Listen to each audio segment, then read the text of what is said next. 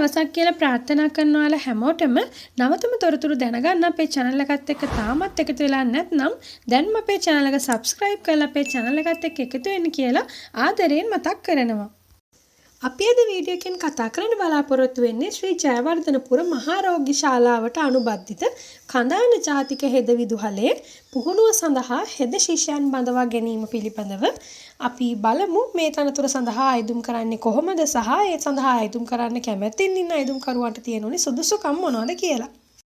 මේ සඳහා අයදුම් කරන්න කැමැත්තෙන් ඉන්න අයදුම්කරුවන්ට තියෙන අධ්‍යාපන සුදුසුකම් තමයි අපස උසස් පෙළ විභාගයේදී ජීව විද්‍යාව හෝ භෞතික විද්‍යාව හෝ කෘෂිකර්ම විද්‍යා විෂය ධාරාවෙන් අවම වශයෙන් විෂයන් 3ක් සාමාන්‍ය පොදු පරීක්ෂණයේ හැර සමත් වෙලා තියෙන්න ඕනි.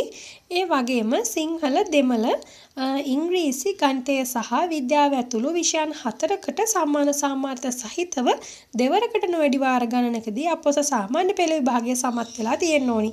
මේ සුදුසුකම් සම්පූර්ණ කරලා තියෙන අයදුම්කරුවන්ට මේ තනතුර සඳහා අයදුම් කරන්න පුළුවන්. මෙහිදී මේ සඳහා අයදුම් කිරීමේදී ඉහත සඳහන් විභාගයන්හි සහතික කළ පිටපත් සහ සාමාන්‍ය ඉසෙට් ලකුණු අගය අයදුම්පත සමග අමුණාය වන්න ඕනි කියලා සඳහන් කරලා තියෙනවා. ඒ වගේම මෙන්න මෙතනින් සඳහන් කරලා තියෙනවා වයස් සීමාව සහ පුහුණුවට අදාළ කොන්දේසින් කිහිපයක්. මෙහිදී මේ තනතුර සඳහා අයදුම් කරන අයදුම්කරුවන් 2026 ජනවාරි 18 දිනට වයස අවුරුදු 18ක නොඅඩු අයෙක් වෙන්න ඕනි. ඒ වගේම වයස අවුරුදු 25ට නොවැඩි අයෙක් වෙන්න ඕනි. ඒ වගේම මේ තනතුර සඳහා අයදුම් කරන අයදුම්කරුවන් උස අඩි 5ට නොඅඩු වෙන්න ඕනි. ඒ වගේම අවිවාහක වෙන්න ඕනි. මීට අමතරව මේ සඳහා අයදුම් කරන අයදුම්කරු ශාරීරිකව හා මානසිකව නිරෝගී අයෙක් වෙන්න ඕනි. ඒ වගේම පුහුණුව සාර්ථකව නිමවන තුරු අවිවාහකව සිටීමට එකඟ වෙන අයදුම්කරුවන් හට මේ තනතුර සඳහා අයදුම් කරන්න පුළුවන්. ඒ වගේම මේ තනතුර සඳහා අයදුම් කරන්න පුළුවන් වන්නේ පිරිමි අයදුම්කරුවන් සඳහා පමණයි. මේ පුහුණුව සඳහා තෝරාගන්න ලබන අයදුම්කරුවන් කඳාන හෙද විද්‍යාලයේ වසර 3ක කාල සීමාවක පුහුණුව ලබන්න ඕනි. මෙහිදී අභ්‍යාස කාල සීමාව තුළදී පහත සඳහන් ගෙවීම් සිදු කරනවා කියලා සඳහන් කරලා තියෙනවා. මෙහිදී පළමු වසරේදී මාසකට රුපියල් 41317ක මුදලකුත් දෙවන වසරේදී මාසකට රුපියල් 43730ක මුදලකුත් දෙවන වසරේදී මාසකට රුපියල් 46310ක මුදලකුත් වශයෙන් ගෙවීම් සිදු කරනවා කියලා සඳහන් කරලා තියෙනවා. මේ ගෙවීම් වලට අමතරව ශ්‍රී ජයවර්ධනපුර මහරෝහල් කාර්ය මණ්ඩලය මගින් අනුමත කරනු ලබන දීමනාද ගෙවීම් කරනවා කියලා සඳහන් කරලා තියෙනවා. ඒ වගේම මෙන්න මෙතනින් සඳහන් කරලා තියෙනවා පොදු කොන්දේසින් කිහිපයකුත්. ඒ තමයි තෝරා ගන්න ලබන අයදුම්කරුවන් පුහුණු කාල සීමාව තුළ කඳාන හෙද රෝග විදුහලේ නීති හා රෙගුලාසි වලට බැඳී සිටින්න ඕනි. ඒ වගේම තෙවසරක පුහුණු කාලය සාර්ථකව නිමා කළ පසු ඒ ශ්‍රේණියේ ස්ථීර හෙද නිලධාරීන් ලෙස ශ්‍රී ජයවර්ධනපුර මහාරෝග්‍ය ශාලාවට අනියුක්ත කරනවා කියලා සඳහන් කරලා තියෙනවා. ඒ වගේම ශ්‍රී ජයවර්ධනපුර රෝහලේ ස්ථීර සේවයට අනියුක්ත කරන ලබන හෙද නිලධාරීන්ට වෙනත් රෝහල් වලට ස්ථාන මාරු කිරීම සිදු කරන්නේ නැහැ කියලා සඳහන් කරලා තියෙනවා. ඒ වගේම තෝරා ගන්න ලබන අයදුම්කරුවන් සේවක අර්ථසාධක අරමුදලට සහ සේවක භාරකාර අරමුදලට දායක වෙන්න ඕනි.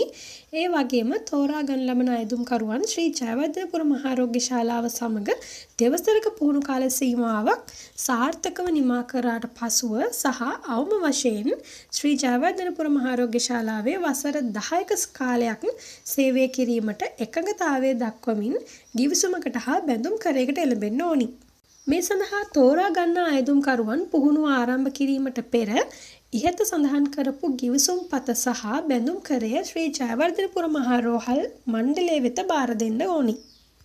ඒ වගේම ඔයාලා අනිවාර්යෙන් මතක තබා ගන්න ඕනි දෙයක් තමයි ඉහතින් සඳහන් කරපු ගිවිසුම් පතෙහි කොන්දේසි කඩ කරොතින් අභ්‍යාසලාභියා විසින් රුපියල් ලක්ෂ 3ක අපකරය සහ අභ්‍යාසලාභියා වෙනුවෙන් රෝහල් මණ්ඩලයේ දරූ සියලු වියදම් ශ්‍රී ජයවර්ධනපුර රෝහල් මණ්ඩලය වෙත ගෙවන්න වෙනවා කියලා සඳහන් කරලා තියෙනවා. මීට අමතරව පුහුණුව ලබන කාලය තුල විනය කඩ කිරීමක් හෝ ශාරීරික හා මානසික යෝග්‍යතා නොවන බව තහවුරු වුණොතින් පුහුණුව අත්හිටුවීමට සිදු වෙනවා කියලාත් සඳහන් කරලා තියෙනවා. ඔයාලා මේ සඳහා අයදුම් කිරීමේදී ඉහතින් සඳහන් කරනු ලැබුව සුදුසුකම් සම්පූර්ණ කර ඇති අයදුම්කරුවන් ඉහතින් සඳහන් කරන ලැබූ කොන්දේසීන් සමග එකග වන්නේ නම් පමණක් 2026 පෙබරවාරි මාසයේ 2 වෙනි දිනට පෙර ලියාපදිංචි තැපෑල මගින් ඔයාලගේ අයදුම් පත්‍ර යොමු කරන්න පුළුවන්. මෙහිදී ඔයාලගේ අයදුම් පත්‍රය යවන්න ඕනි ලිපිනය තමයි අධ්‍යක්ෂ ශ්‍රී ජයවර්ධනපුර මහරෝහල තලපත් පිටිය නුගේගොඩ යන ලිපිනයට ඔයාලගේ ඇප්ලිකේෂන් එක ලියාපදිංචි තැපැල් මාර්ගයෙන් යොමු කරන්න පුළුවන්. ඔයාලා ඔයාලගේ අයදුම් පත්‍රය යවනකොට ඔයාලා යවන ලියුම් කවරේ වම් ඉහළ කෙළවරේ ශිෂ්‍ය හෙද නිලධාරීන් සඳහා අයදුම් පත යනුවෙන් සඳහන් කරන්න ඕනි. මේ වේකන්සීස් ගැන තවදුරටත් තොරතුරු දැනගන්න අවශ්‍යයි නම් මේ වේකන්සීස් වල ලින්ක් ටික මම පහළ ඩිස්ක්‍රිප්ෂන් එකෙන් දාලා තියෙනවා. ඔයාලට ඒ ලින්ක් එකෙන් ගිහිල්ලා මේ පිළිබඳව වැඩිදුර විස්තර දැනගන්න පුළුවන්. ඒ වගේම ඔයාලට මේ වගේම තවත් ජොබ් වේකන්සීස් ගැන අලුත්ම අප්ඩේට් ලබා ගන්න අවශ්‍යයි නම් අපේ WhatsApp channel එකත් එක්ක සම්බන්ධ වෙන්න කියලාත් ආදරයෙන් මතක් කරනවා. එහෙනම් අපි මේ වගේම තවත් ජොබ් වේකන්සීස් සහිත වීඩියෝ එකකින් ඉක්මනටම හමු වෙමු.